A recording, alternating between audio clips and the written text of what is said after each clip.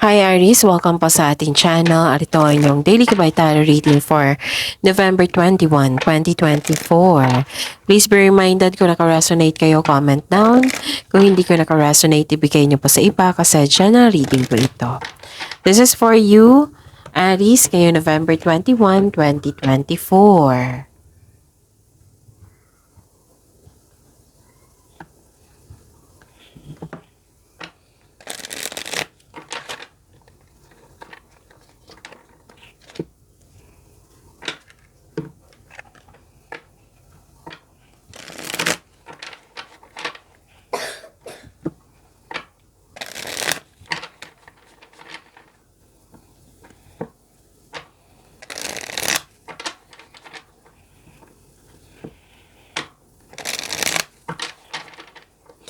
Para po ito sa inyo, Aries, ngayong November 21, 2024. Okay. Maraming salamat po sa patuloy ng tiwala at suporta sa ating channel. At maraming salamat din po sa mga hindi nag-skip ng ads. Gamitin ang reading na ito bilang gabay lamang sa mga hindi pa nag-subscribe. Subscribe na po kayo at click bell notification para malaman nyo na may bago tayong video. Para sa mga gustong magpa-reading po, may lumabas dyan sa screen nyo ngayon. Panoorin nyo po at sundin ang instruction. Calling the attention sa mga suki ko dito na Aries, open na po inyong monthly kabay tarot reading for November 2024. May 6 months from now reading tayo at love life reading po. So, message me, Aries, for schedule. Maraming salamat po. Please be reminded, Aries, still may sipon ako at parang may ubo. May parating ako ubo. Oo, so pasensya na po. Napahinto-hinto ako, naslow ako magsalita para klaro yung mensahe. Okay, so yan. Spirits Guide, mga ganap po para kay Aries ngayong November 21, 2024. I need 3 cards po.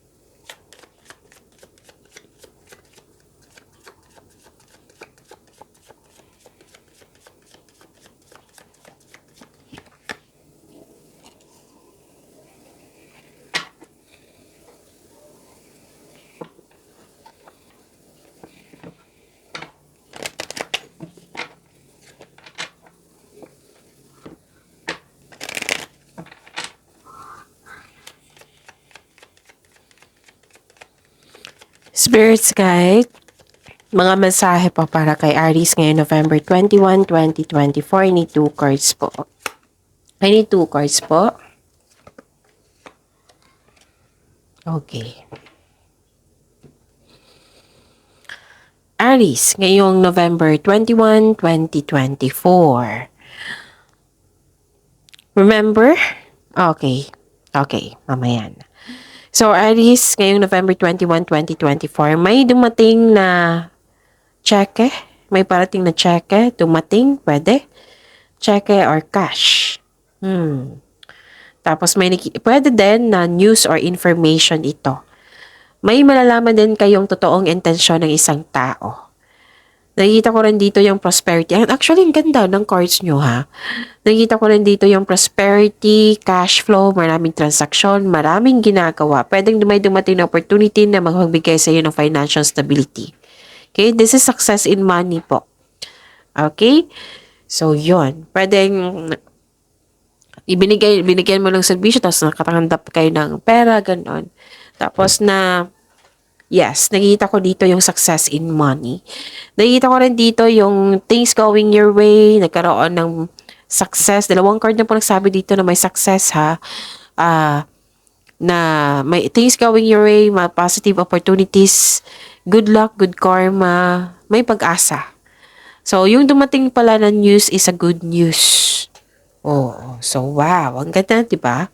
Tapos, pwedeng recognition din ito, compliment, recognition. Okay? So, ang ganda. What do you need to release? Ang tanong ng card dito, what do you need to release? Tapos, show the world the real you. Be true to yourself, okay? Spirits guide, ano po yung energy ni Aries ngayong November 21, 2024?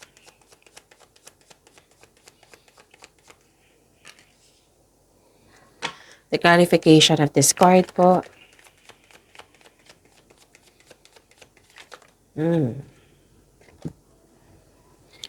So remember, Aries, at the end of the day, alam mo na ikaw lang taong may kakayahan at responsable na gumawa ng sarili mong katotohanan at kinabukasan. So ano yung energy mo, Aries? May hindi nagkasundo dito. Pwedeng break up, hindi nagkibuan, basta hindi nagkasundo.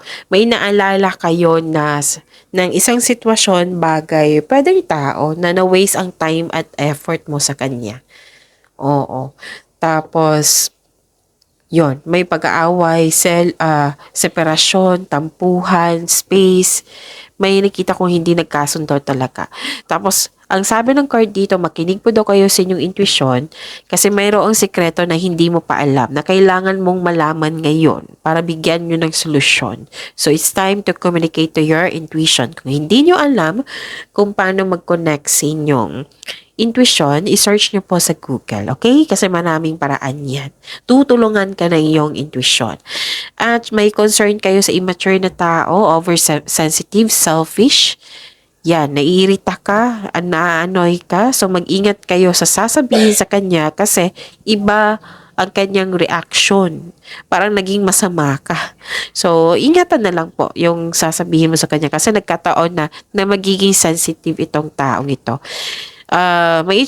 Di ba may concern sa immature na tao? So, magkaroon ng pag-uusap dito. Tapos, ang card dito, may paalala ang card niyo po dito na wala na po daw kayong time sa inyo sarili. You may be taking life too serious. So, give time for yourself. Okay? Spirits Guide, Career and Money ni Aries ngayong November 21, 2024.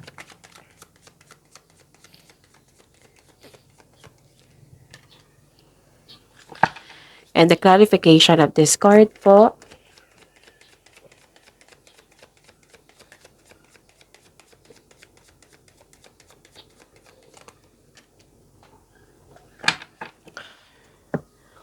Okay, nawalan ka ng pag-asa dito. Kailangan mong labanin ito. Be confident, huwag kayong mag-give up. Huwag kayong mawalan ng pag-asa. Tiwala po sa sarili, kailangan po dito, huwag kayong mag-give up. Tapusin mo yung mga gawain dyan. Inspiration is on the way. Don't give up. Your body and soul will heal, but that healing will take time. The advice is be inspired. Dreams do come true. Disappointed ka dito eh. Disappointed ka kasi may tuto sa iyo. May tuto sa inyong plano, desisyon, ideas. Yan, nakikita ko. Okay. Pwede din na may problema ka sa career and money mo na pwedeng nakatanggap ka ng, what I meant is may na-disappoint ka sa mga pangyayari, ganun. May pag-aaway ka sa dito kasi hindi nga nagkasundo. From your energy here to career and money, hindi nagkasundo. So, hindi ka komportable sa workplace mo ngayon. And ang advice ng card niyo po dito, you must process the loss and allow yourself to i-heal kung gusto mo ang mag-move forward into a new direction.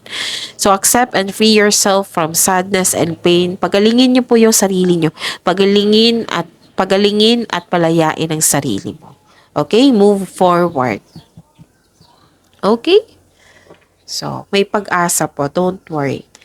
Spirits Guide, Love Life, Self-Love, Partnership, and Romance ni Aries ngayong November 21, 2024. And the clarification of this card po.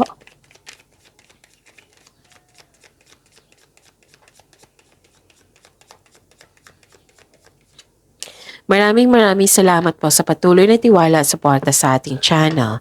At maraming salamat din po sa mga hindi nag-skip ng ads. May sama ka ng loob dito. Self-doubt, disappointment. na-stuck ka sa nakaraan kasi may iniisip ka na na-waste ang time mo sa kanya. And please be reminded, kung may problema kayo sa love life nyo, huwag nyo dalhin sa career and money nyo. Para kung ma-resolve yung love life nyo, at least magaan na lahat, diba? Okay lahat. Okay, para hindi kayo mahirapan. Because we are here para sa magkaroon ng peace of mind, right? So, kailangan natin tulungan yung sarili natin, Aries. You have to accept and move forward. The past cannot be changed. Kailangan mo lang itong tanggapin na nangyari na ito. So, lahat naman ng pagsubok ay may naiwang aral sa ating buhay. Okay? Magiging okay din ang lahat kasi may pagbubunga akong nakikita dito. Okay? This is abundance and success which is lumabas dito sa cards nyo at dito rin. So, may fertility time kung gusto nyong mabuntis, then go ahead. Kung ayaw nyo mabuntis, then use protection. At may nakita akong mabuntis dito eh. And may nakita rin akong abundance and success. So, be happy with the results of your action. Sa mga single dyan, the advice is allow yourself to receive love and acknowledge that you can attract romance by loving yourself first. So, kung hanap mo green flag, dapat magsimula ito sa atin by loving ourselves first. Okay? So, this is a fertile time, ha? So, sa ayaw sa magbuntis, mag-ingat, protect yourself. Okay? Remember to practice self-love. This is love, beauty, money, and creativity. Happy ka dito at the end of the day sa mga nangyari. Okay, so see you tomorrow, Aries. Please like, subscribe, and click the button for notification para updated po kayo sa daily tarot reading natin. Maraming salamat po.